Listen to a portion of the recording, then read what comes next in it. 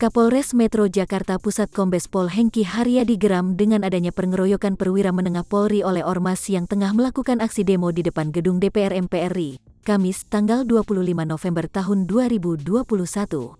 Dengan berdiri di atas mobil komando, Hengki pun menegaskan bahwa polisi saat itu tengah mengamankan kegiatan demo. Namun justru dibalas dengan pengeroyokan oleh anggota Ormas hingga mengalami luka-luka.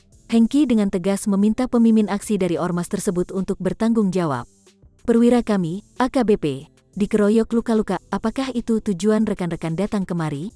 Melawan kami, mengeroyok kami yang mengamankan rekan-rekan. Saya minta pimpinan aksi ini bertanggung jawab. Perwira menengah dikeroyok, padahal beliau mengamankan kegiatan ini, kata Hengki dalam tayangan video di kanal YouTube Kompas TV, Jumat tanggal 26 November tahun 2021. Hengki pun menyayangkan aksi demo yang harusnya menjadi sarana pengutaraan pendapat, justru dinodai dengan kegiatan yang melawan hukum. Selain meminta pimpinan aksi untuk bertanggung jawab, Hengki juga meminta para saksi dari pengeroyokan tersebut untuk menyerahkan diri. Karena menurut Hengki hukum harus ditegakkan. Sekali lagi saya minta koordinator kegiatan ini segera menyerahkan, jangan aksi rekan dinodai dengan kegiatan yang justru melawan hukum. Kami yang melayani rekan-rekan mengamankan, justru dipukuli, dikeroyok. Apakah ini tujuan kalian datang kemari? Anggota kami luka-luka, apakah kami tadi keras sama Anda atau menghalangi kegiatan saudara?